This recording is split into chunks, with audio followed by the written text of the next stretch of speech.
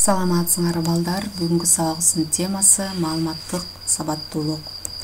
Сабактын максаты биринчи бул маалыматтык сабаттуулук жөнүндө түшүнүк аласыңар. Экинчи, маалыматтык сабаттуулуктун бизге сунган мүмкүнчүлүктөрүн үйрөнөсүңөр. Үчүнчү, фейк маалыматтарды окуп үйрөнүп, аны айырмалап аныктоону жана андан канча коргонуу керектигин окуп үйрөнөсүңөр. Төртүнчү, спам түшүнүгүн аласыңар. Бешинчи, маалымат айдыңында тиешелүү эрежелерди сактоону, маалыматтык коргоо ыкмаларын биле аласыңар. Анда бүгүнкү сабагыбыздын планы биринчи бул маалыматтык сабаттуулук жана анын мүмкүнчүлүктөрү жөнүндө кеп калабыз. Экинчи, фейк маалымат жөнүндө түшүнүк алабыз.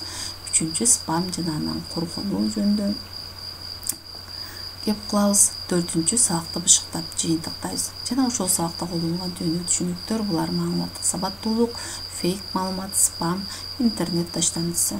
Бул түйүндүү түшүнүктөргө сабактын жүрүшүндө аныктама берип өтөбүз. Анда балдар, биринчи план бул маалыматтык сабаттуулук жана анын мүмкүнчүлүктөрү. Эми маалыматтык сабаттуулук деген эмне? Бүгүнкү күндө биз маалыматтык коомдо жашап атабыз. Жана маалыматтын агымы аябай күндөн күнгө аябай көбөйүп жатат.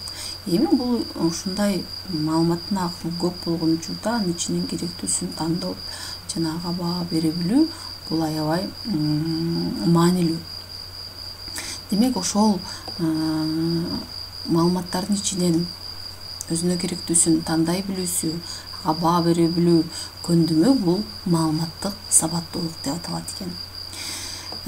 Эми маалыматтык сабаттуулук төмөнкүлөргө мүмкүндүк берет.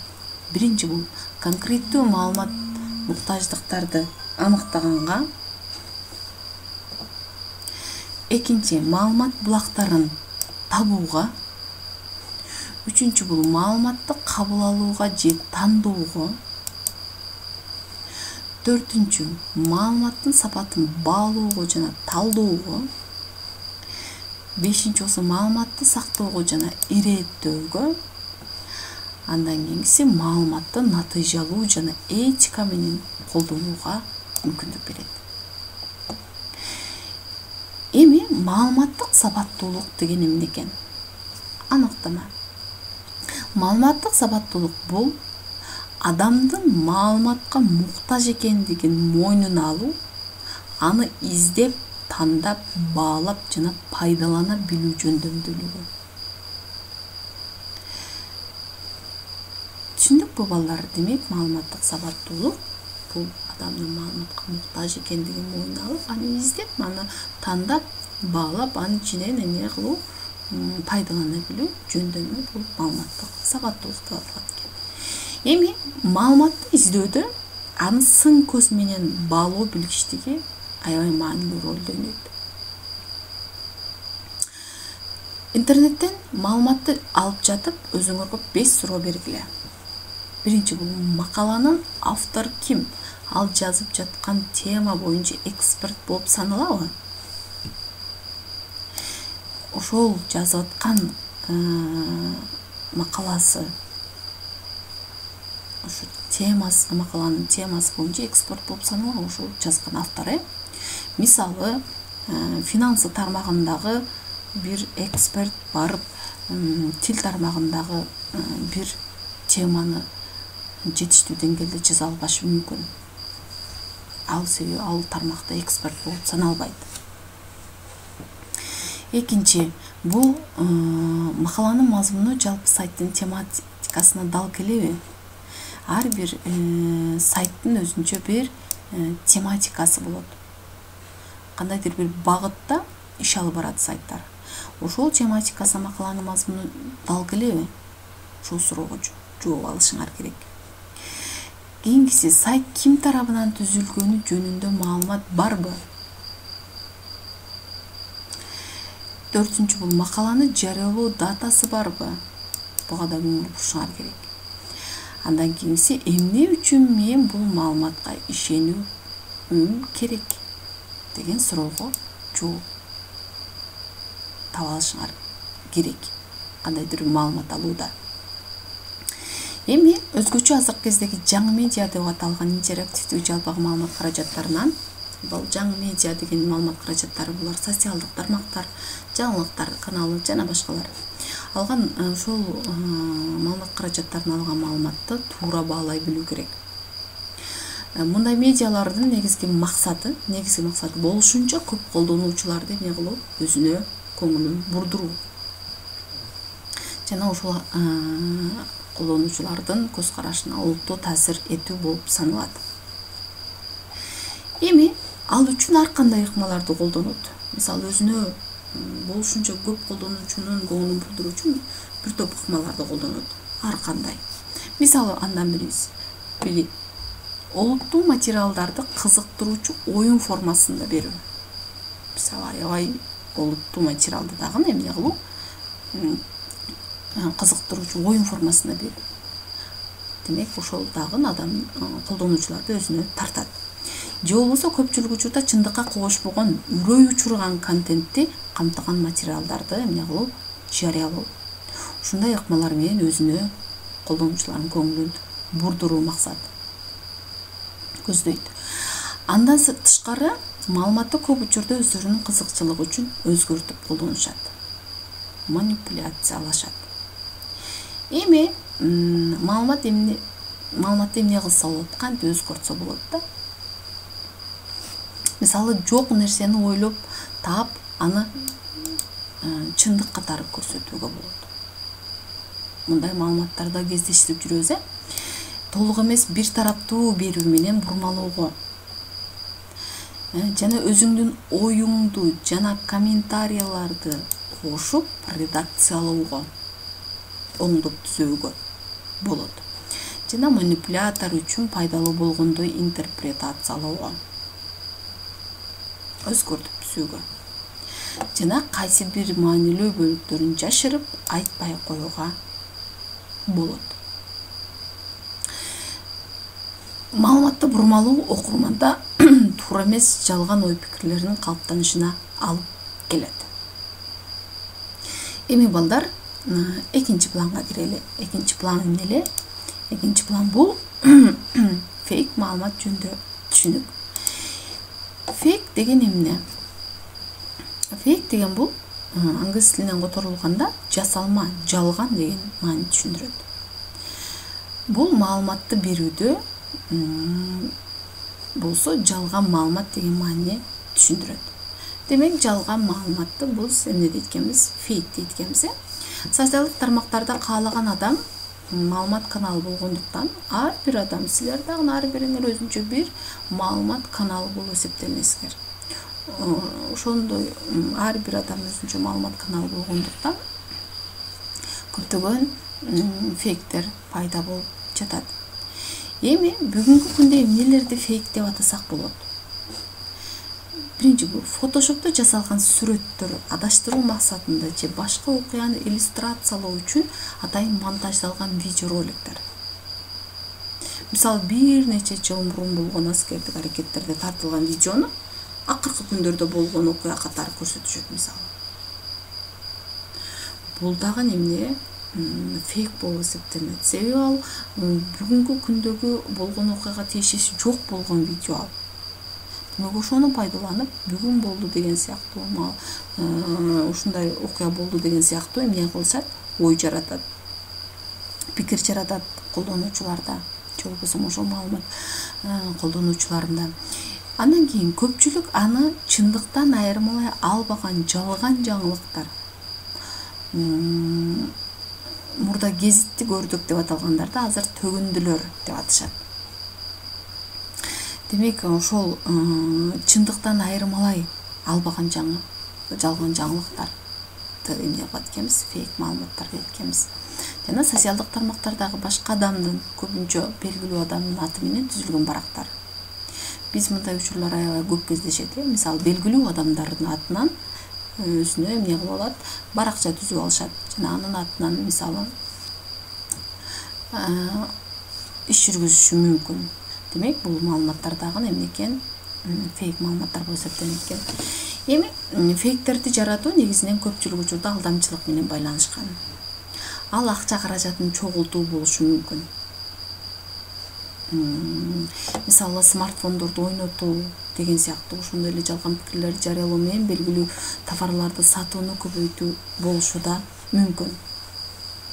Мисалы азыр интернет маркетинг деген түшүнүк бар, ошол интернет маркетингде мисалы кандайдыр бир товарга болгон жалган пикирлерди, мисалы баары мен алдым, колдонуп көрдүм, аябай жакшы экен деген ушундай жалган пикирлерди жарыялоо менен ошол сатып алуучу да жакшы товар экен, демек сатып алсам болот экен деген ойду жаратуучу, ушундай ойду жаратып, анан ошол товарлардын сатуусун көбөйтүү болушу мүмкүн. Ушундай максаттарда эмне кылат экен, фейктерди жаратышат экен. Андан сырткары фейктерди жарыялоо менен алдамчылар көп сандагы көрүүнү ишке ашыра алат.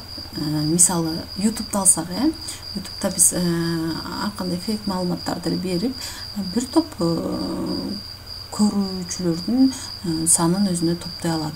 Бул эмне алып келет, ал ошого акча алып келет, себеби ал монетизациялап, ага акча ар бир көрүүчүнүн көргөн көрүүчүлөрдүн санынан ага акча келип түшөт. Демек, ушундай максатта дагы фейк маалыматтар жарыяланат. Мисалы, абдан таасирлүү сөздөрдү, мисалы баш сөздөргө жазышып, мисалы эмне дейт, сен сатса англис тилин 1 ай ичинде үйрөн деген сыяктуу.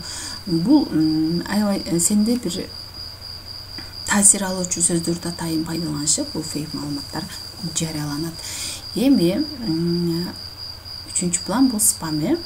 Информациялык таштандынын тарагандагы бир түрү бул спам болуп эсептелет. Информациялык таштанды деген бул демек биздин турмушубуздагы таштанды информациялык таштанды да болушу мүмкүн экен, демек керексиз болгон маалыматтар. Спам бул көпчүлүк учурда жөнөтүүчүнү тактоого мүмкүн болбогон, сиз каалабаган жарнамалык жөнөтмөлөр. Мындай билдирүүлөр электрондук почта, социалдык тармактар аркылуу, форумдар, комментарийлер аркылуу эмне кылат экен, жана SMS билдирүүлөр аркылуу таркатылат экен, сизге келип түшөт экен же болбосо. Эми статистикага таянсак, азыркы кездеги бардык электрондук каттардын 90% бул эмне болуп эсептелет экен, спам болуп эсептелет экен. Эгерде силердин электрондук почтаңар болсо, электрондук поштада дагы өзүнчө спам деген папка бар. Ошол спам деген папкаңарды байкап көрсөңөр, бул ошол жака тынбай SMS келет. Негизинен ал спамдар бул жарнамалык түрдөгү жөнөтмөлөр болуп эсептелет. Кандайдыр бир фирманын же болбосо кандайдыр бир сайттын же болбосо кандайдыр бир кызматтын ошол жарнамалык жөнөтмөлөрү болуп эсептелет. Башкача айтканда, бир пайдалуу электрондук почтага 10 спам менен кат туура келет. Демек, бир электрондук почтага 10 спам менен кат туура келет экен. Спамерлер, бул спамерлер деген ошо спамды жөнөткөндөр, өздөрүнүн спамдары үчүн кабыл алуучулардын даректерин ар түрдүү сайттардан чогултушат. Мисалы, силерге көпчүлүк сайттарга кирип эмне болсоңар, регистрация болсоңар, пароль, поштасы, электрондук поштаңар менен регистрация болсоңар, кээ бир силерге керексиз болгондагы сайттарга ушундай катты алып калышыңар мүмкүн. Кандайдыр бир ссылкалар аркылуу кирип катты алып калсаңар, ошол сайттар аркылуу эмне кылышат экен алар? Электрондук пошталардын даректерин чогултушуп, анан аларга эмне жөнөтөт? Спамдарды жөнөтөт экен. Эми негизги спамдар силерди кайсы бир шилтемелер менен өтүүңөрдү же шек жараткан тиркемелерди ачууга багыттайт. Спамдар негизи эмне кылат экен? Кандайдыр бир шилтеме же болбосо ссылка аркылуу кирүүңөрдү багыттайт. Багыт берет. Ошол шилтеме аркылуу кирсеңиз тигиндей деген маалыматтарды берет.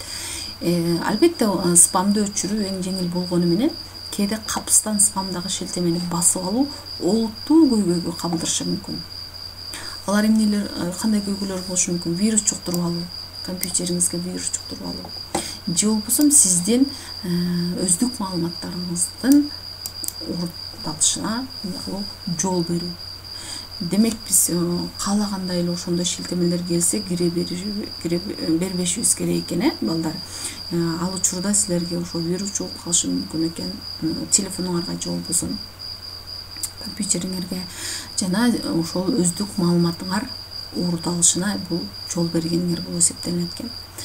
Аябай этияттык менен мамиле кылып, ар бир келген катты мүмкүн болушунча ачпагыла. Эгерде сиз аябай тааныган кишиңерден же болбосо тааныган сайтыңардан, сен үчүн маанилүү болгон сайттан келбесе, демек ал катты ачуунун да кереги жок. Бул блокировать этип салуу бул силерге коопсуздук алып келет. Эми интернет алдамчыларга алданып калбаш үчүн сын көз менен ой жүгүртүү зарыл. Ар бир маалымат болобу же кандай келген кат болобу, ага сын көз менен эме кылыш керек экен, карай билишибиз керек экен. Башкача айтканда, ар кандай шек жараткан маалыматтын алгачкы булагын табууга аракеттенүү керек. Эми маалымат алганыңарда, мисалы, жаңылыктарды, күнүмдүк жаңылыктарды алууда негизинен официалдуу сайттардан алууга аракет кылгыла, балдар. Себеби бул аябай ошол күнүмдүк жаңылыктарды жарыялаган сайттар же болбосо колдонуучулар аябай көп. Бирок анын ичинен силер официалдуу сайттар болот. Ушул официалдуу сайттардан алышыңар шарт силерге коопсуздук алып келет. Себеби бул фейк маалыматтар болушу мүмкүн, спам болушу мүмкүн. Ошон үчүн алардан коргонушубуз зарыл. Негизи эң негизгиси, демек, интернетте айтылгандардын бардыгын эле эмне кылбау керек экен, ишене бербөө керек экен. Эгерде чындыгында бир официалдуу же болбосо сайттардан алган маалыматтарга гана ишенүү мүмкүн. Эми балдар, сабакты бышыктап жыйынтыктайбыз эми, балдар. Биз жогорудан эмнелер жөнүндө, маалыматтык сабаттуулук жөнүндө кеп кылдык, фейк маалыматтар жөнүндө кеп кылдык жана спамдар жөнүндө. Демек, фейк маалыматтардан дагы, спамдардан дагы коргонуу билишибиз керек экен. Жана ошол маалыматтардын ичинен кайсы фейк, кайсы чындык, кайсы спам экендигин дагы айырмалай билишиңер керек экен. Демек, фейк маалыматтар бул ошол силерге таасирдүү болгудай баш темалар аркылуу, ушундай бир көңүлүн бурдуруучу атайын ушундай сөздөр же болбосо сүрөттөр, видеолор аркылуу силерди эмне кылат экен, өзүнө тартат экен. Демек, мындан сак бололу. Спамдар болсо бул электрондук почта аркылуу жөнөтүлөт экен. Негизинен бул жарнамалык жөнөтмөлөр болуп эсептелет экен. Бул ар түрдүү жарнамалык жөнөтмөлөр, буларды эмне кылат экенбиз, көрсөткөн шилтемеси аркылуу эле кирбейт экенбиз. Силерге негизинен электрондук каттардын эмне экен, 90% спам болуп эсептелет экен. Жана маалыматтык сабаттуулук бизге сунган мүмкүнчүлүктөрүн үйрөндүк. Ошол маалыматтарды тандай билүү мүмкүнчүлүктөрүн сунат экен. Жана бул ошол маалыматтарды эмне кылууга, сактоого, иреттөөгө мүмкүнчүлүк, сапатын баалоого, натыйжалуу жана этика менен колдонууга мүмкүнчүлүк түзөт экен. Балдар, анда түшүнүктүү болгон болсо, анда силерге тапшырма, балдар. Бул жерде ылдыйда суроолор жана тапшырмалар бар. 4 бул фейк деген эмне, окуу жылынын башталышынан 1-сентябрга жылдырыптыр деген маалымат фейк болуп эсептелеби? Эмне үчүн, мисалы, ушундай маалымат келсе, силер деле мисалы интернеттен көрсөңөр ишенесиңер. Экинчи, бул социалдык тармактагы фейктер менен сыналгыдагы фейктер бири-биринен айырмаланабы? Алар эмнеси боюнча айырмаланышы мүмкүн экендигин түшүндүргүлө. Үчүнчү, бул өзүңөрдүн мини изилдөөлөрдү жүргүзгүлө. Фейк окуяңарды 10 досуңарга айтып, алардын канчасы силерге ишенгенин эсептегиле. Фейк маалыматты мүмкүн болушунча жарыялаганга, айтпаганга аракет кылгыла. 4-нчү, бул таблица түзгүлө. Спамдын кандай түрлөрү болот жана алардын ар бири кандай зыян алып келиши мүмкүн. Ушул суроолорго жооп берип, берилген тапшырмаларды аткарабыз. Эрежелерди жаттайбыз жана керектүү жерлерин конспектлейбиз. Анда сабак түшүнүктүү болгон болсо, балдар, саламатта калгыла.